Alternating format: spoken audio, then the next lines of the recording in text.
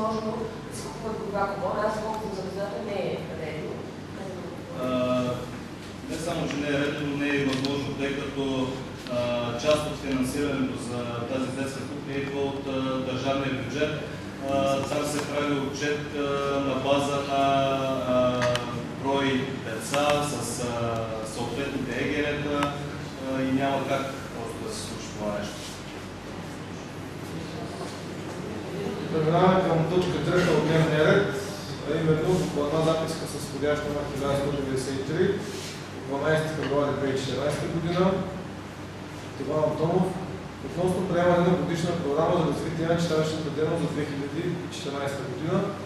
Какво е становището на Комисия образование, спорт и култура? Господин Замяцки. Комисията по образование разгледа записка и предлага на Общински съвет да приеме програмата за читалище. Благодаря. Въпроси имате ли, колеги? Нещо неясно. Колко бъдеше Колко бъдеше така, че да изпълнение? на тази програма? Те бяха заложени в бюджета. Значи в рамките на това Рамката на местната субсидия, която беше гласувана в крайното състава. 26 хиляди. Не, А те бяха започна 26. 40 нещо. Други въпроси? Няма. В такъв случай преминаваме към гласуване.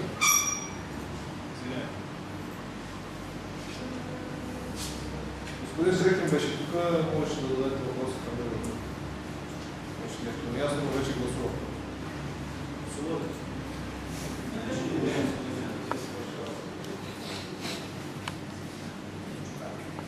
Аз мисля, че ноември месец трябва. Такива споразумения. Само да приключим гласуването, ще не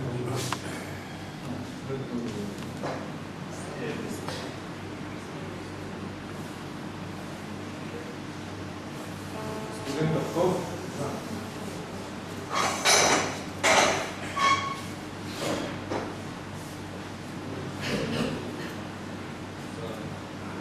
Господин Павчов. И госпожа Лачева.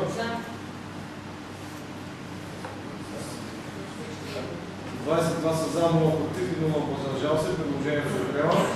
Господин Патазов поставя въпроса дали не е редно да бъде приемана тази програма малко по-рано, а именно края на годината, примерно ноември месец.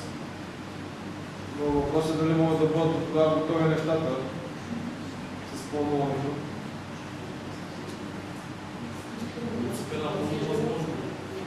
Възможно. Аз Също виждам, че читалищата дават своите културни календари да бъдат се приемат. Така че да бъдат да се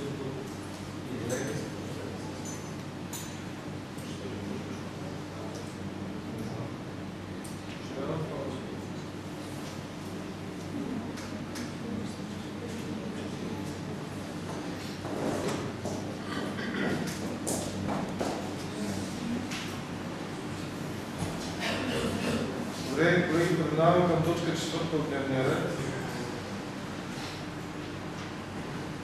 А именно предложение с изходящ номер 307 от 14 февруари 2014 от Илия Батазов, Общински съветник, относно приемане на наредба за символите, почетните звания, почетните знаци на гражданите на община Раковски.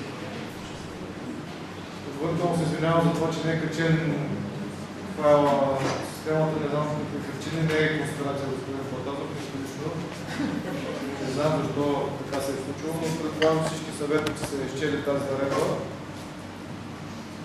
И не е качен. Моля? Не е качен.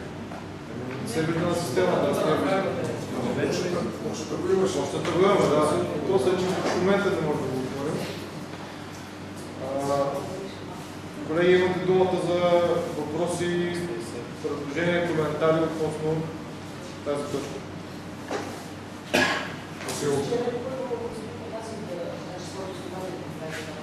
Добре. Няма нищо против. Господин Патазов, какви са мотивите да внесете тази наредба? Както го бях описал и в мотивите, последните няколко години, мисля, че двама или трима имаме почетни граждани на общината. И това просто наведе мисълта, тъй като няма достатъчно така нормативна база, общинска, върху която да стъпи всяко едно предложение. Много наведе на мисълта да подготвя едно такова предложение, което да касае, освен на почетни звания, почетни граждани на община Раковски, така и някои други знаци и символи, да ги обединим в една наредба, да стъпим на нея и евентуално в последващите етапи в развитието на общината и на града, да има основание, когато се наложи, да взимаме решение и в рамките на този мандат, и в рамките на следващия мандат, разбира се, за заслужени граждани на нашата община, освен с постоянното ни съзнание почетни граждани на община Раковски, така също и с още там два-три знака, които могат да отчетат техния принос в развитието на нашата община. При разработването на наредбата изчетах доста така материал, свързан с тази тематика от останалите общини. Може и да се разширят още така допълнителните звания, които могат да се удостояват в общината, но считам, че това, което съм предложил е така достатъчно свито изтекнато и не е необходимо повече от това. Разбира се, ако общинските съветници желаят, могат да предложат нещо друго. Смисъл такъв, че имаше и за, примерно, звание за, то не звание, но за доблестни заслуги нещо по-срочно в някои общини. Други такива, които са свързани с конкретни професии, примерно заслужен учител, заслужен тренер, спортмен и така нататък. Но така прецених, че примерно почетният знак би могъл да обедини всяко едно от тези неща в едно и с това да приключим. Това е. Благодаря, господин Патазов, за действителните изясняването на мотивите. Аз съм цяло съгласен с вас, че беше крайно време да приемем такъв нормативен акт. И е необходимо, естествено, на общината. Между другото, би трябвало вече да можете да го отворите на идеята на вашите зрители.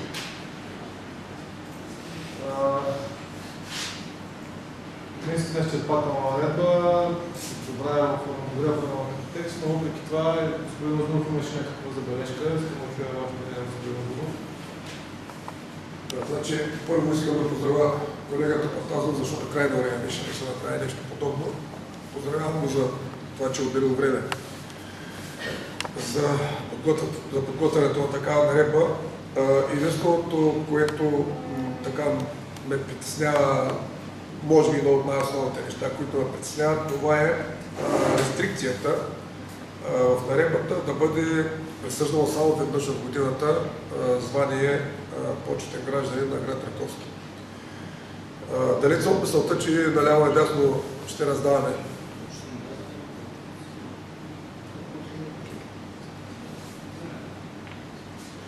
далеч съм мисълта, че наляво и дясно ще раздаваме подобни звания. Но надявам се, всеки се досеща, че е възможно форс-мажорни обстоятелства да се случат. Не дай се Боже, не го искам. Но е възможно да се спасат деца от ударени. Възможно е да има пожар, някой да се намеси да... Просто при такива наистина форс-мажорни обстоятелства, заради това, че преди това на някого е било връчено подобно звание, този човек да го оставим с плакет, мисля, че няма да бъде... Няма да добре. Така че просто предлагам на колегите да се замислим относно тази рестрикция, да има оговорката, че може да бъде при особени заслуги, или примерно форс-мажорни обстоятелства, да има повече от едно звание за годината. Тоест, предлагате от член 12... Търся го да го видя къде е в момента... Член 12, алинея 4, да, звучи гласи така: званието почетен гражданин на община Раковски в рамките на една календарна година може да бъде присъдено само на едно лице. Точно за нея става въпрос. Или да бъде променена, в смисъл, че при форс мажорно обстоятелство може и втори път, или просто да бъде заличен. Това е моето предложение. Само преди да минем към дебати, тази точка е пусната писано становището на комисия Закона за естествен ред. Госпожа Джантов, все пак вашето становище какво е? Значи, в комисията възникнаха доста така разрешени дебати и комисията реши да предложи на Общински съвет да отпаднат член 6, 7 и 8, където е записано за химна на общината. Въпреки разрешените дебати, това се прие с 4 гласа за, така че комисията предлага да отпаднат член 6, 7 и 8 и да нямаме химна за сега. Благодаря. По отношение на становището на господин Озунов, господин Баданов, ще вземете ли някакво мнение и становище? Господин председател, колега Озунов, аз съм воден все пак от съображението, че това звание трябва да има някаква тежест в обществото. Не споделям и вашето мнение, че не бива да го раздаваме така на килограм наляво и надясно, но все пак, ако има някакви такива обстоятелства, които да налагат това да се случи, то няма промяна на състава, който действа към ония момент на Общинския съвет, да анализира ситуацията, да промени наредбата и да вземе съответното решение. Но си мисля, че все пак, когато го правим до и нещо, ние създаваме някаква обстановка тържествена, която е свързана с това връчване на това звание. И в мотивите наистина трябва да има много сериозни и така отговорни неща, които да са свързани с общината и с развитието на този град. Така че, ако визирам това, което вие казвате, лично аз считам, че за една такава постъпка за спасяване на някой е нормално да бъде даден почетният знак. Така ми се казва. Званието почетен гражданин на община Раковски много сериозно и отговорно трябва да го претегляме и затова съм предложил всяка една комисия да даде становище и едва когато всички комисии имат положително становище, тогава да тръгнем към обединяване около тази идея от целият Общински съвет. Все пак трябва да припомня, че от времето на демокрацията до сега, от началото на прехода до сега, 2 или 3 са гражданите на Зван до 3. Да. А пък в соцвремето мисля, че са също 2.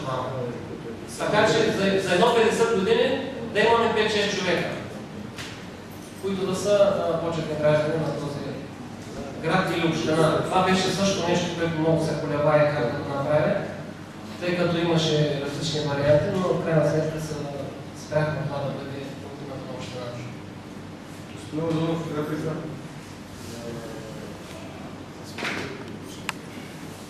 Господин председател, далеч съм от мисълта да спорим.